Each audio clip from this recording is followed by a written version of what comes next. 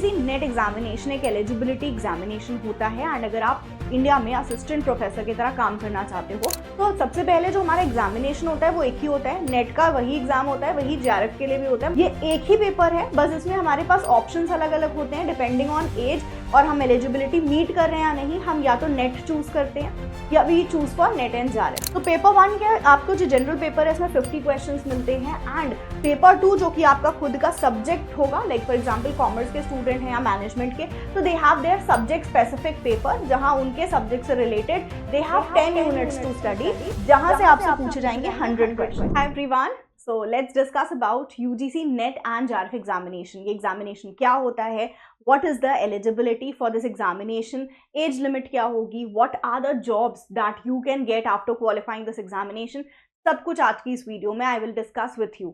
तो आज के सेशन में हम बिल्कुल बेसिक से एलिजिबिलिटी, एज लिमिट से डिस्कस करते हुए we will discuss everything about this examination, क्या मोड रहेगा, किस तरह से हमें प्रिपरेशन करनी चाहिए, एवरीथिंग। तो let's get started with this video. सबसे पहले हम बात करेंगे यूजीसी नेट एग्जामिनेशन होता क्या है। यूजीसी नेट और जेआरएफ एग्जामिनेशन हम बोलते किसको हैं। तो यूजीसी नेट एग्जामिनेशन एक एलिजिबिलिटी एग्जामिनेशन होता है एंड अगर आप इंडिया में असिस्टेंट प्रोफेसर की तरह काम करना चाहते हो तो you need to clear this UGC NET examination. ये एक मिनिमम एलिजिबिलिटी है to become assistant professor in India. अगर आपका नेट क्लियर है तो आप अक्रॉस इंडिया कोई भी असिस्टेंट प्रोफेसर की वैकेंसी आ रही है, you can apply for that. लेकिन यूजीसी नेट और जेआरएफ एग्जामिनेशन में एक कंपोनेंट हमारा होता है जेआरएफ। मतलब जब आप फॉर्म फिल करते हो तो आपके पास कुछ इस तरह के ऑप्शंस आते हैं। One is you want to sit for NET only and NET वो स्टूडेंट्स प्रेफर करते हैं जो एक स्पेसिफाइड एज लिमिट क्रॉस कर चुके होते हैं एंड अब वो जेआरएफ के लिए एलिजिबल नहीं होते हैं। Many candidates go for this option जिसमें होता है NET with JRF and now there is one more option of PhD. तो talking about NET, JRF and PhD. तो टॉकिंग अबाउट ये जेआरएफ क्या होता है, तो सबसे पहले जो हमारा एग्जामिनेशन होता है वो एक ही होता है। नेट का वही एग्जाम होता है, वही जेआरएफ के लिए भी होता है। मतलब यहाँ अलग अलग पेपर्स नहीं होते हैं, मेनी स्टूडेंट्स गेट कंफ्यूज। ये एक ही पेपर है, बस इसमें हमारे पास ऑप्शंस अलग अलग होते हैं डिपेंडिंग ऑन एज और हम एलिजिबिलिटी मीट कर रहे हैं या नहीं। हम या तो नेट चूज करते हैं या we choose for NET and JRF. Now talking about JRF examination क्या है। जेआरएफ जिसका मतलब होता है जूनियर रिसर्च फेलोशिप। अगर हम जेआरएफ भी क्लियर कर लेते हैं तो हम एलिजिबल होते हैं टू रिसीव अ फेलोशिप जो कि अराउंड 37,000 है। मतलब जब हम पीएचडी में एनरोलमेंट करते हैं, जब हम पीएचडी के अंदर अपना एडमिशन्स ले लेते हैं तो स्टार्टिंग से फर्स्ट मंथ से हमको 37,000 रुपीज का फेलोशिप मिलने लग जाता है। मतलब it's like earn while you learn. आप जब अपनी पीएचडी करो तो उसके साथ साथ you get a salary as well. Salary वही आपकी स्कॉलरशिप, ठीक है। सो ये जेआरएफ का बेनिफिट होता है अपार्ट फ्रॉम अदर बेनिफिट जो जेआरएफ कैंडिडेट्स को मिलता है। थोड़ी ज़्यादा वेटेज मिलती है जब आपका एपीआई स्कोर कैलकुलेट होता है। लेकिन जो बेसिक हमारी बेनिफिट होता है जेआरएफ क्लियर करके, ये उन स्टूडेंट्स को मिलता है जो पीएचडी भी करना चाहते हैं after they clear this examination. तो अगर आप पीएचडी करने का सोच रहे हो, it's better that you go for JRF option as well, क्योंकि जेआरएफ क्लियर है और आपने एडमिशन जैसे ही लिया तो you get a scholarship as well. 37,000 first 2 years के लिए होता है, जिसके बाद ये बढ़ के 42,000 हो जाता है, ठीक है। Now coming on to UGC NET and JRF, अभी करेंटली होता है 85 सब्जेक्ट्स में कंडक्ट। तो देयर आर 85 सब्जेक्ट्स जिसके ऊपर यूजीसी नेट एग्जामिनेशन कंडक्ट कराया जाता है। आपका यूजीसी एग्जामिनेशन सीबीटी मोड में होता है, कंप्यूटर बेस्ड टेस्ट होता है। मतलब पूरा आपका एग्जाम ऑनलाइन कराया जाता है, तो स्टूडेंट्स को ऑनलाइन ही अपना यूजीसी नेट का एग्जाम देना होता है। नाउ वो स्टूडेंट्स जिनकी सब्जेक्ट्स 85 लिस्ट के अंदर नहीं आते हैं, कुछ ऐसे आपके स्टूडेंट्स होते हैं जिनके 85 लिस्ट के अंदर सब्जेक्ट्स मेंशन नहीं है, तो वो अपने एलिड सब्जेक्ट्स के अंदर ये यूजीसी नेट एग्जामिनेशन दे सकते हैं। मतलब अपने सब्जेक्ट से रिलेटेड सब्जेक्ट के अंदर यूजीसी नेट के एग्जामिनेशन में बैठ सकते हैं। लेकिन वो कैंडिडेट्स जिनके सब्जेक्ट से 85 लिस्ट के अंदर मेंशन्ड है, तो इट इज एडवाइजेबल कि आप अपने ही सब्जेक्ट के अंदर एग्जाम दो यूजीसी नेट का। देने को तो कॉमर्स वाले स्टूडेंट मैनेजमेंट में भी एग्जाम दे देते हैं, यू कैन गिव दैट, लेकिन इट इज एडवाइजेबल कि आप अपने ही सब्जेक्ट जो आपका पेपर 2 है वो वही चूज करो जो आपको गिवन लिस्ट में प्रोवाइडेड है। बिकॉज हम जब एक बार नेट क्लियर कर भी लेते हैं किसी एक पर्टिकुलर सब्जेक्ट में एंड जब हम जॉब के लिए जाते हैं फॉर असिस्टेंट प्रोफेसर, तो हमें सेलेक्ट किया जाता है ऑन द बेसिस ऑफ हमारे मास्टर्स में क्या सब्जेक्ट है। और अगर आपका मास्टर्स में जो सब्जेक्ट था और उसी सब्जेक्ट में आपका नेट क्लियर है तो आपको वहाँ प्रेफरेंस मिलती है। लेकिन आपने अगर नेट क्लियर किया है इन सब्जेक्ट लाइक मैनेजमेंट, लेकिन आपका जो ग्रेजुएशन पोस्ट ग्रेजुएशन रहा है वो एमकॉम रहा है, एमबीए नहीं है, तो फिर वहां पर थोड़ा आपकी प्रेफरेंस कम हो जाती है। अगर कोई दूसरा कैंडिडेट आता है जो मैनेजमेंट करके आ रहा है इन पोस्ट ग्रेजुएशन एज वेल और मैनेजमेंट से ही उसका नेट क्लियर है, तो उसको प्रेफरेंस वहां ज्यादा मिलेगी। तो इट्स बेटर कि हम अपने ही सब्जेक्ट में नेट को क्लियर करें, नेट का एग्जाम दें, ठीक है। सो यहाँ 85 सब्जेक्ट्स के अंदर आपका एग्जाम होता है, ऑनलाइन मोड होता है आपका। 2018 से 2018 के बाद से कंप्यूटर बेस्ड करा दिया गया यूजीसी नेट एग्जामिनेशन को। तो यूजीसी नेट एग्जामिनेशन आपका 2018 से पहले रिटन होता था, ऑफलाइन होता था, जहां पर आपको क्वेश्चंस मिलते थे एंड ओएमआर शीट्स मिलती थी क्वेश्चन पेपर के साथ which you have to fill. लेकिन इसके बाद it has been shifted to CBT. बीच में आपका एक साइकिल कराने की कोशिश करी गई थी अभी 2024 में ऑफलाइन मोड से, विच वाज अनसक्सेसफुल, तो वापस से सीबीटी मोड ही रिजॉर्ट कर लिया गया है। तो आप भी जो अपकमिंग साइकिल में एग्जाम दोगे वो ऑनलाइन ही होगा आपका पूरा पेपर यूजीसी नेट का। यूजीसी नेट एग्जामिनेशन जब हम देते हैं तो हमारा पैटर्न क्या होता है, तो पैटर्न के ऊपर हम डिस्कस कर लेते हैं कि क्या पैटर्न और किस तरह से आपके सामने क्वेश्चन आने वाले हैं जब आप इस एग्जामिनेशन के अंदर बैठोगे। तो आपका यूजीसी नेट का examination is divided into 2 papers, paper 1 and paper 2। Paper 1 के अंदर आपके जनरल पेपर होता है जो हर एक कैंडिडेट को देना होगा, भले से आप कॉमर्स के हो, आप हिस्ट्री के हो, आप ज्योग्राफी के स्टूडेंट हो, हिंदी, इंग्लिश, कोई भी आपका सब्जेक्ट हो। Paper 1 is common for everyone. Paper 1 का जो सिलेबस है वो सबके लिए कॉमन रहेगा and it is a general paper. General paper है लेकिन इसके अंदर जो सिलेबस है इट्स नॉट लाइक कि आपसे बस यहाँ रीजनिंग पूछ लिया जाएगा या आपसे बस जनरल नॉलेज पूछी जाएगी। कंसिडरिंग ये यूजीसी नेट एग्जामिनेशन है, ये eligibility for assistant professor and also research scholars के लिए एग्जाम होता है। तो यहाँ पर पेपर 1 के अंदर हमसे जनरल पेपर्स के अंदर teaching aptitude, research aptitude, higher education, environment, इस तरह के टॉपिक्स हमको पढ़ने होते हैं। इस तरह के हमारे टॉपिक्स इंक्लूडेड हैं इन योर पेपर 1। तो पेपर 1 के आपको जो जनरल पेपर है इसमें 50 क्वेश्चंस मिलते हैं एंड पेपर 2 जो कि आपका खुद का सब्जेक्ट होगा, लाइक फॉर एग्जांपल कॉमर्स के स्टूडेंट हैं या मैनेजमेंट के, तो they have their subject specific paper जहां उनके सब्जेक्ट से related they have 10 units to study, जहां से आपसे पूछे जाएंगे 100 क्वेश्चन। तो they will be 100 question from paper 2 and paper 1 के रहेंगे आपके 50 क्वेश्चन। पूरा पेपर आपका ऑब्जेक्टिव इन नेचर होता है, दैट मीन्स आपके जो क्वेश्चंस होते हैं वो एमसीक्यू टाइप के होते हैं। 1 क्वेश्चन गिवन विद 4 ऑप्शंस, आपको जो करेक्ट ऑप्शन है वो मार्क करना होगा। तो the question is objective in nature and also यहाँ हमारी कोई भी नेगेटिव मार्किंग नहीं होती है, which is a plus point for all the students जो यूजीसी नेट एग्जामिनेशन देने का सोच रहे हैं, बिकॉज यहाँ नेगेटिव मार्किंग ना होने की वजह से हम जो भी हमको आंसर लग रहा है, हमें एक गेस भी होता है, कई बार में क्वेश्चन नहीं आ रहा है लेकिन गेस है, तब भी आप उस आंसर को मार्क करके आओ, क्या पता वो आंसर हमारा सही हो जाए। तो ये डर नहीं है कि हम क्वेश्चन आंसर करें गलत हो जाएगा तो मार्क्स कट जाएंगे, ऐसा नहीं है। You can go and you can mark the answer even if आपको वो क्वेश्चन नहीं आता है, but still you have a guess around it. Now coming on to eligibility, कौन कौन ये एग्जामिनेशन दे सकता है, कौन कौन से स्टूडेंट्स हैं जो इस एग्जामिनेशन के लिए बैठ सकते हैं। तो सबसे पहले वो स्टूडेंट्स जिनका मास्टर्स कंप्लीट हो गया है। अगर आपका मास्टर्स कंप्लीट है and you belong to general category, then masters में आपके ओवरऑल 55% मार्क्स होने चाहिए without rounding off. Round off नहीं करोगे, मतलब अगर आपका 54.9 है तो it will not be considered as 55। 55% in your masters without rounding off. Now coming on to other category, यहां पर आपको 5% का रिलैक्सेशन मिलता है। अदर कैटेगरीज को 5% का रिलैक्सेशन मिलता है, मतलब आपकी जो एलिजिबिलिटी है 50%। मतलब अगर आपका मास्टर्स में 50% एग्रीगेट आया है without rounding off, then you are eligible to give this examination. Now वो स्टूडेंट्स जो अभी मास्टर्स अपीयरिंग हैं, अभी इनका मास्टर्स क्लियर नहीं हुआ है, लाइक वो बोलते हैं हम अभी सेमेस्टर 1 में हैं, पेपर दे दे क्या, हम सेमेस्टर 2 में हैं, पेपर दे सकते हैं क्या यूजीसी नेट का? तो आंसर है यस, आप ये पेपर दे सकते हो। लेकिन यहाँ कंडीशन ये है कि अगर आपका नेट क्लियर हो गया या जेआरएफ क्लियर हो गया तो विद इन 2 ईयर्स, 2 साल के अंदर अंदर you should clear your masters. तो विद इन 2 ईयर्स आपका मास्टर्स क्लियर होना चाहिए, मास्टर्स कंप्लीट होना चाहिए एंड क्राइटेरिया यही रहेगा 55% अगर आप जनरल कैटेगरी के हो एंड 50% अगर आप दूसरी कैटेगरी को बिलोंग करते हो, लेकिन your master should be clear, right. वो स्टूडेंट्स जो अपीयरिंग हैं, राइट।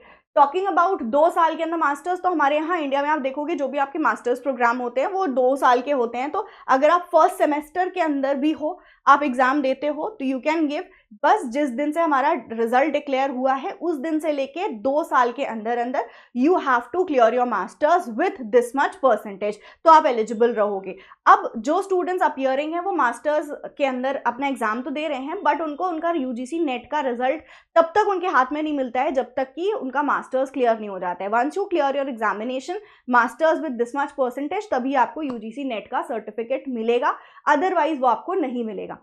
ठीक है, so yes this is a thumbs up for all the students जो पूछते हैं कि हम मास्टर्स में हैं, दे सकते हैं एग्जामिनेशन, बिल्कुल आप दो। जितना हम जल्दी शुरू करेंगे उतना हमारे लिए बेटर होगा, क्योंकि जब हम पढ़ाई कर रहे होते हैं तो उस वक्त हम अपने सब्जेक्ट के कमांड में रहते हैं, एंड ज़्यादा चांसेस होती हैं इन्हीं स्टूडेंट्स की कि एक बार में या 2 बार में अपना नेट निकाल लेते हैं। बट वो स्टूडेंट्स जिनका छूट गया है फिर उनको थोड़ा ज़्यादा मेहनत करनी पड़ती है, बिकॉज एक टाइम के बाद अगर हम अपना मास्टर्स कंप्लीट कर लेते हैं एंड हमने अपना सब्जेक्ट छोड़ दिया, टच निकल गया है हमारा, तो हम कुछ कुछ चीज़ें भूल जाते हैं, जिसको रिवाइज करने के लिए we need to put extra efforts.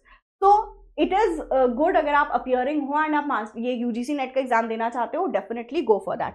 Now coming on to age limit, क्या कोई एज लिमिट है या नहीं है? कुछ लोग बोलते होंगे कि एज लिमिट है, कुछ लोग बोलते होंगे एज लिमिट नहीं है, तो दोनों बातें सही है। सुन के आपको बड़ा अजीब लग रहा होगा कि ये कैसी बातें हैं, बट यस एज लिमिट है भी and no age limit is also true. No age limit is there for UGC NET examination. अगर आप यूजीसी नेट का एग्जाम देना चाहते हो तो आप इसके लिए कोई भी एज लिमिट नहीं होगी, आप कोई भी एज के अंदर हो, 35, 40, 60 आप एग्जाम दे सकते हो यूजीसी नेट का।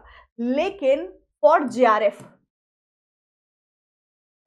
मतलब ये जो जेआरएफ एग्जामिनेशन के लिए जो आप बैठ सकते हो उसके लिए एक एज लिमिट है, and the age limit is for the male candidate those who are from general category, the age limit is 30 years. 30 साल से ज्यादा आप इस एग्जाम के अंदर नहीं बैठ सकते हो। But for other male candidate जो किसी भी दूसरी कैटेगरी के हैं और फीमेल्स एनी कैटेगरी, ठीक है, female any category, the age limit is 35 years.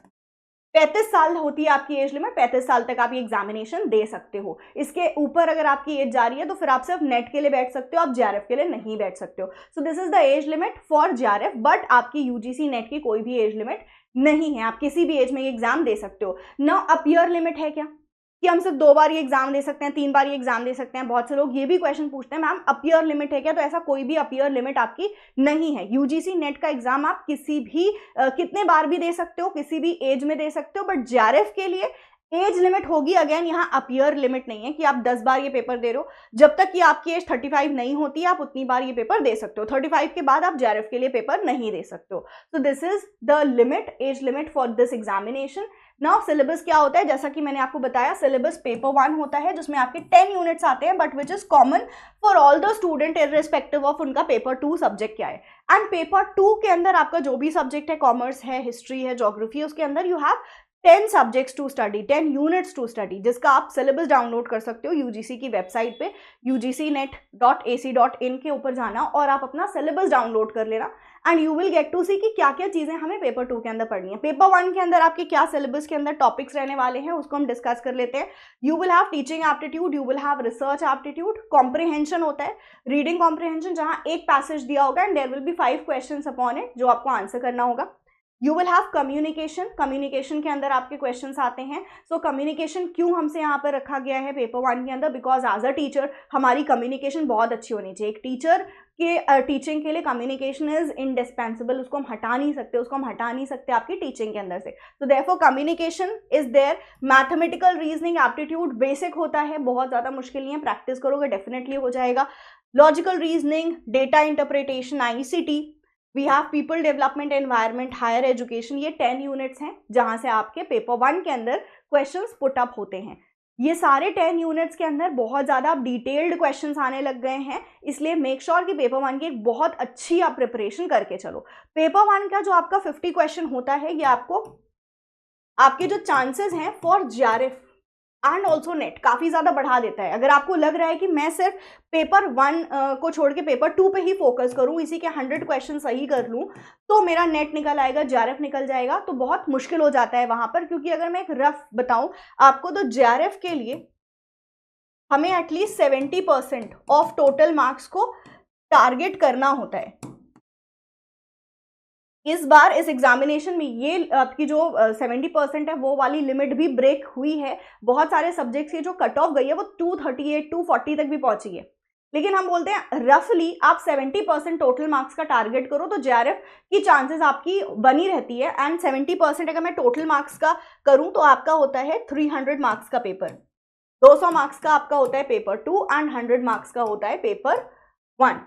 ठीक है, so that means 210 out of 300 अगर आप स्कोर करते हो तो जेआरएफ की चांस बढ़ जाती है ना। अगर पेपर 2 के अंदर आप बहुत अच्छा भी कर लोगे तब भी ऐसा नहीं है कि मतलब 100 के 100 क्वेश्चन सही हो जाएंगे, कुछ ना कुछ तो छूटेगा, कुछ ना कुछ हमारा ऐसा आ जाता है कई बार कि वो बहुत ज्यादा अनरिलेटेड होता है, बाहर से, कई बार हम बोलते हैं ना कि क्वेश्चंस बाहर से आ गए। तो चलो बहुत आपने अच्छा किया, आपने 90 क्वेश्चंस कर लिए, तब भी आपका कितना बन रहा है 180। ठीक है, 180 मार्क्स। अब 180 मार्क्स बन रहे हैं, अभी भी जेआरएफ नहीं होगा। आप सोचो मैं अपने 90 मार्क्स पेपर 2 में स्कोर करना वो अपने आप में बहुत बड़ी बात है, वो भी क्लियर करके जेआरएफ नहीं निकल रहा है। मतलब पेपर 1 पे अच्छी हमारी होल्ड, अच्छी हमारी कमांड होनी चाहिए if you want to clear NET and JRF. इसलिए पेपर 1 जहां से कॉन्सेप्ट बहुत डिटेल में आपसे पूछे जाते हैं तो इसको अभी से आप बैलेंस करके चलोगे अपने पढ़ाई के अंदर। आप साथ साथ पेपर 1 के भी क्लासेस करते जाओगे, पेपर 1 के भी जो भी टॉपिक्स हैं उनको पढ़ते जाओगे एंड पेपर 2 भी अपना साथ में साइमल्टेनियसली लेके चलोगे, तब आपका नेट भी आराम से और हो जाएगा और जेआरएफ भी आराम से हो जाएगा। Now this is the syllabus for UGC NET and JRF. अब हम जब अपना सिलेबस की बात कर लेते हैं तो उसके बाद सबसे पहले आता है क्वालिफाइंग मार्क्स, क्या टारगेट रखेंगे हम, एज वेल एज कितना मार्क्स आएगा कि एग्जाम क्वालिफाई हो जाए, किस तरह से हमारा सिलेक्शन होता है फॉर नेट एंड जेआरएफ। तो देखो इसके अंदर 2 स्टेप्स होते हैं, यूजीसी नेट एग्जाम क्लियर करने के होते हैं 2 स्टेप। ऑल्दो आप जब भी चेक करोगे तो आपको क्वालिफाइंग मार्क्स में लिखा होगा 35% for OBC, SC ST, PWD category and then it is 40% for general। ठीक है, मतलब 35% आप लेके आते हो अपने पूरे पेपर में या 40% आप लेके आते हो तब आपका एग्जाम क्वालिफाई होगा। लेकिन क्वालिफाई में मतलब ये है कि आप शॉर्टलिस्ट हो गए अभी। ठीक है, आपको नेट का सर्टिफिकेट मिलेगा या नहीं मिलेगा ये डिसाइड नहीं करता कि 35% आ गए नेट का सर्टिफिकेट मिल जाएगा, नहीं, अभी आप शॉर्टलिस्ट हुए हो। अब स्टेप 2 जो होता है ना, स्टेप 2 के अंदर आपके सब्जेक्ट्स में से जो भी शॉर्टलिस्टेड कैंडिडेट्स हैं, जो भी शॉर्टलिस्टेड कैंडिडेट हैं आपके सब्जेक्ट में, फॉर एग्जांपल कॉमर्स, तो कॉमर्स के सब्जेक्ट के स्टूडेंट्स की लिस्ट बना ली गई। इनमें से जो टॉप 6% कैंडिडेट्स होंगे उनको मिलता है नेट एंड टॉप 1% स्टूडेंट्स को ही मिलता है जेआरएफ। तो ऐसा नहीं है कि 35% आ गया या 40% आ गया मेरा तो मैं क्लियर कर लूंगी नेट, नहीं, आप शॉर्टलिस्ट हो गए। आप अभी क्या हो गए हो, आप शॉर्टलिस्ट हो गए हो राउंड 2 के लिए। राउंड 2 में आपके सब्जेक्ट के टॉप 6% को नेट एंड टॉप 1% को ही जेआरएफ मिलता है। यही रीजन है इस बार 6.5 लाख बच्चों ने फॉर्म्स फिल किए थे, 6.5 लाख बच्चों ने एग्जाम दिया था, जिसमें से सिर्फ 5,000, टोटल बात कर रही हूँ, 5,000 5,500 बच्चों का जेआरएफ हुआ था।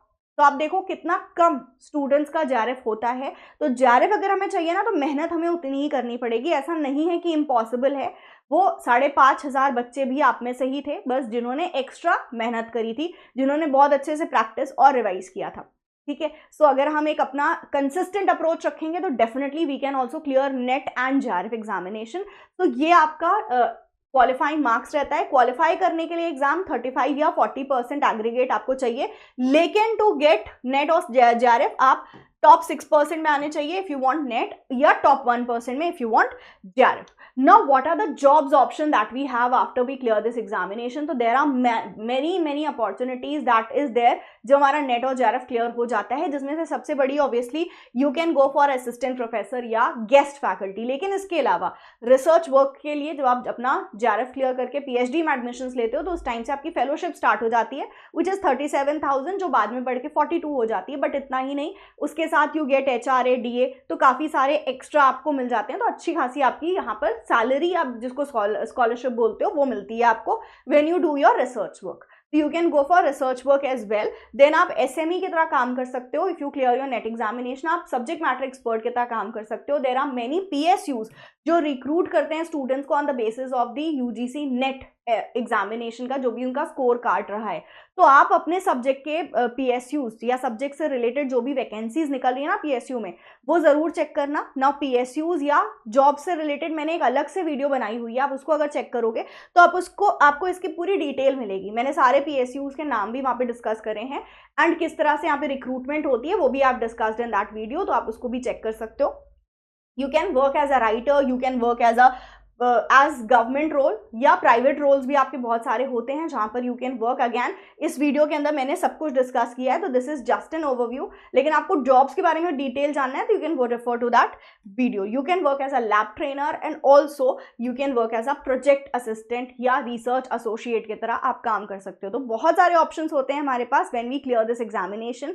हमारा जो मेजर अप्रोच रहना चाहिए इस एग्जामिनेशन का, सबसे पहले कि एग्जामिनेशन क्लियर हो जाए और क्लियर होने के बाद फिर ये जितने भी आपके पास ऑप्शंस हैं उनको एक्सप्लोर करते चलो। जस्ट डोंट स्टिक विथ 1 और 2 ऑप्शन की ठीक है ये होगा तो हम कर लेंगे, ये होगा तो हम कर लेंगे।